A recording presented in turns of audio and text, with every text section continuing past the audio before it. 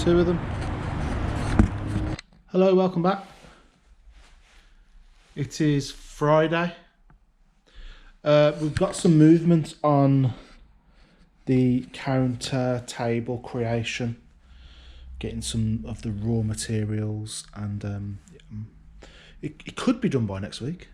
When that's done, I can then start sorting that out, getting all this into different genres properly, because then I'll have like everything where it needs to be, so I'll be able to do it properly. So looking forward to that, because that's like the final stage, I think. Final stage of the of opening. I think I'll always like develop little bits here and there, but yeah, that's the last thing to do really till we open. Sold something. Just gotta go into the back and get it. Okay. Does anyone remember the big breakfast, the competitions? There was one called Stop the Mop, and you had to sort of, the camera would go around and stop on prizing. You had to say stop. So I might do it like that. So what's sold? Was it that? Was it that? Was it that? Was it that? Was it them? It's that! Dragon Zord. Let's get it down. Look at the front. Fascinating fact. I was on the big breakfast. Yeah, went down to the Big Breakfast Studios, Four Keepers Cottages, Old Ford House, London, E32NN. Something like that. Yeah, I was on there. Met. I'll if I can find a fit picture, I'll put it up. Sat around the big breakfast table. The reason I was there, my sister was Irish dancing, and they invited the whole family down to go down there. So I met like Denise Van Houten. It wasn't when Johnny Vaughan was. It was this guy called Rick something. Can't remember his name. Rick. Met Vanessa Feltz, Zig and Zag, and I just so happened to be on the same show when the Fast show was there. So it was like Paul Whitehouse, and well, I'll show you the picture anyway. So yeah, that was good. Here we go, Dragon Zord. So recent pickup, fast sale as well. So I put it on for £99.99, and it sold last night. So happy for that to be off. Big chunk of money back. Most of the money is in the Megazord. I think I'll put it on for like £250. That's where the money's at. So yeah. And a record, Frank Sinatra record. I've got to find that. Other than that, I only sold 3 things yesterday, and that Dragon Zord saved me because it was looking to be like a £20 day. Dragon Zord come to the rescue. So yeah, I'm in the shop. I'm going to do some listings today. A few of the heaters, put them on. Yeah, and that's it really. And hopefully, while I'm here, some more bits will sell, and it will mean more content for the channel. So look at this, don't you just? This is like a reseller's dream. Look at that. These, like, this huge, it's like an air mattress. You're getting that. Very helpful. Update on this. I picked it up last summer. It was in a Question of Sport board game. The prices on these have gone quite high now.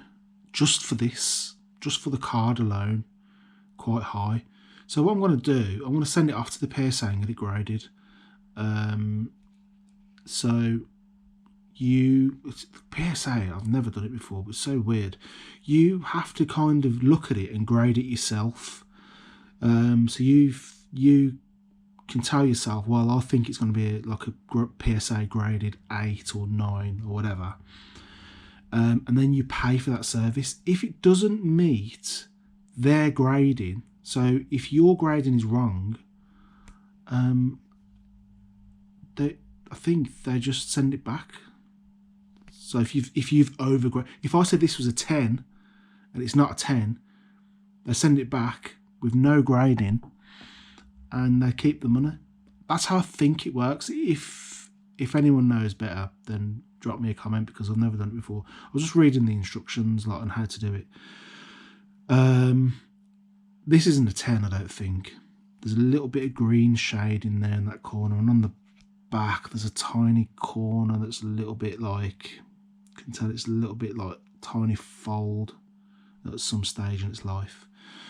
But my thoughts are, if we get it graded and we get it back with a PSA number 8 or 9, then it'll be worth more than the current value of just a standard card.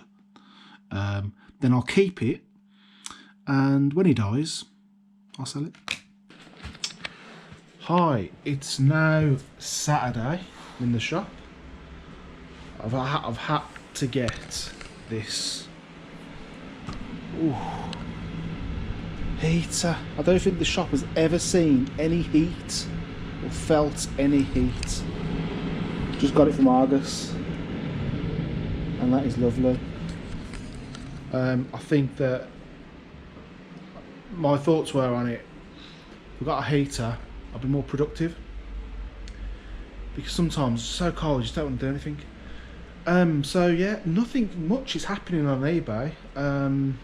I've sold 2 things since yesterday, so I'll show you, or 3.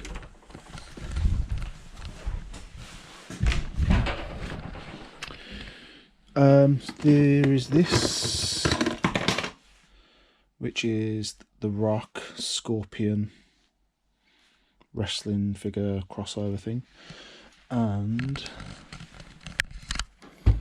this. Let's go back and take it. 2 things that are sold. I've got a record to get out as well. So the Rock, got $9.99 for that figure, so that's not bad. This Goodman's mini disc player, picked it up at a car boot, paid £8. Unfortunately, it's not working. It doesn't have, it's not reading discs properly. So what I've done, I put it on a £20 auction just to see if there was any further interest past £20. But someone bid £20 for it and it's sold. Weirdly, both of these are going to Birmingham, but I'm not. I can't be bothered posting them, so I can't be bothered taking them there, so I'm going to post them. Yeah, that's it. I had I sold a barber jacket. Had an offer come through of £100. Accepted it, and then the buyer cancelled. It's from China. Didn't realise there was scratches on it or something, but yeah, that was disappointing. So yeah, I'm gonna list some stuff in the shop. Hopefully a few bits will sell. I'll update you as and when. So see you in a bit. Just been listing this, so I picked this up off eBay. It was a collection only. It's vintage Scalextrics. What's the site I use now? What's that site? Bay Crazy to pick this up. If you don't know what Bay Crazy is, it's a site which only shows you local collections. People that don't want to post, or the item's too heavy, but you might be willing to post it. Just happened to be on there, seen this vintage Scalextric set locally. It was £3, so yeah, I won the bid. And it come with this, which I think is worth about £35. So I'm going to put that separate. I'm going to put this on an auction, £40 start. Yeah, see how it goes. I haven't tested it because I don't want to be setting up Scalextrics really. But Yeah, all track. I think it's complete. Yeah, 1960 scale electric. As you can see, I've been plush diving. Sold 2 plush. This owl is from Winnie the Pooh. Disney store stamps. Got 20 quid for that. That's a good price. And Build-A-Bear. What's it called? Paw Patrol Build-A-Bear. Now, the one that's sold has a red tag, but I think it's fell off because I think it's on that one. So it's not like a major, you know. I'll still send it like that. 15 quid for that. Probably paid. I think about 250. I think, yeah, 15 quid. What else sold? Oh yeah. Where did I put them now? There. These. So I think I paid a £5 for these. Really surprised about the price when I was doing the research, because these have sat around for months last year. Didn't do anything with them. Put them on last night when I was doing a bit of listing, and £40 for 10 tapes, CDing 2, chrome, 90 minutes. Originally cost £9.99, so I'm guessing that they've stopped making them. Can't get them anymore, which has increased the price. But yeah, £40. So they've sold. I've sold something out here.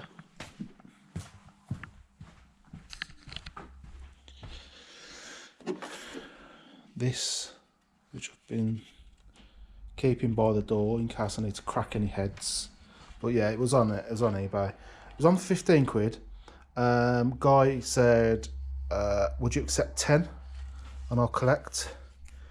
And I accepted, yeah. So I'm actually going to drop that to him because I'm over that way anyway today. Yeah, 10 quid. Paid £1. No more than £1 for that. Yeah, any kind of like things like that I get if it's £1, because I mean, what, there's no storage in it really, and stay like that. It's pretty easy to pack as well. Oh no, I'll do that after. What else is sold?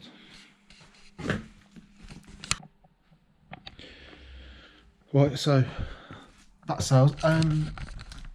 So I've got these stickers, which I'm gonna kind of have as my record pricing guide. So it will be like red, 2 quid, yellow, 3 quid, green, 4 quid, blue, 5. Anything over 5 I'll price individually because it'd be worth a little bit more. That's what I'm thinking. And then it's just like a little sticker in the corner, because I know people can get a bit picky with adding stickers to vinyls, and I think that's like a good way of pricing it, I think. Then I'm not having to go through like an individual pricing gun on each one. So I'll have to get posters up on what each code means, maybe. Yeah, that's what I'm gonna try. So I need to get a lot of stickers. So yeah, that's what I'm up to at the moment. I'll come back in a bit. Thanks for all the feedback on the name of the shop. I wasn't worried, but I was thinking, you know, is it the right name? What will other people think about it? You do think about that stuff, but yeah, feedback's been good. Some of the names that people said I should have called it made me laugh. There was one guy said in the comments, I think it should be just called music. Just music. So you'd see the shop sign, it would just say music on it, and that's it.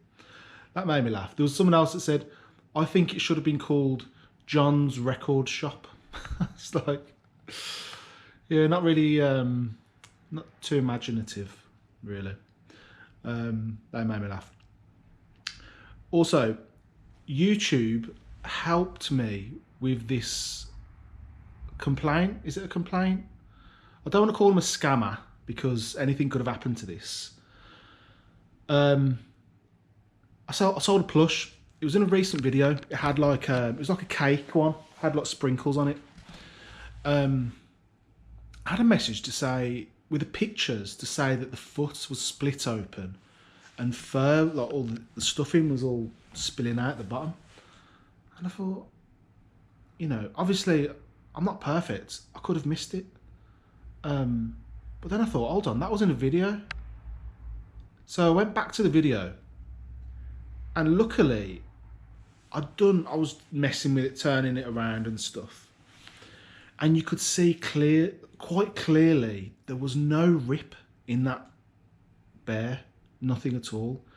Now, from a still image, sometimes you can't really see a tear in a plush. But I was moving in the video, I was moving it around, and you could see all of the angles of the foot. Because I said, oh, can you let me know what foot it's on? I didn't, and then I said, oh, I've got a video of this. Let me refer back to the video. And then what I've done is I got some still images of the video where there's no cuts in the plush or anything. I said, and then they replied to say, oh, it's not the side of the foot, it's the back of the foot. So I replied again with more images of the back of the foot, what I took from the video, to say, well, this is the item before it left. And I said, but say, all being said, if you want to return it, you can. You know, there's a 30-day returns policy. And they didn't say anything, they hadn't replied to that. So, like, you know, the video helped me with that case, because really the pictures I took, I wouldn't have had a leg to stand, or a split leg to stand on, because it was just a plush. There was nothing, there was no split, or otherwise I would have took a picture of the split. So it's kind of taught me a lesson to sort of maximise the pictures, maximise all 12 pictures, even if it's just like, you know, just going back side of the foot, each side of the foot, the ears, whatever. Use all the pictures, because if someone tries anything, like if you haven't taken the picture of the back of an item, for example, and they say, oh, there's a crack, well, you've got no leg to stand on, because you can't prove there wasn't a crack there. You know, I've been doing this, you know, what, 4 or 5 years, still learning. I mean, there was only 6 images on that listing, so yeah, going forward I will just maximise pictures just for the sake of it, really. Right, I'll leave it there. I have created a Facebook page for the shop. I'll drop it in the description below. So if you want to follow the shop on Facebook, yeah, give it a, is it follow or on Facebook? Give it a follow on Facebook, or like, I think it's like. Yeah, you can keep updated with what's going on in the shop on a more of a day-to-day basis. Yeah, so anyway, thanks for watching. Thanks for all the new subscribers. We hit the 5,000. Really pleased with that. And yeah, I'll see you in the next video. See you later. Bye-bye.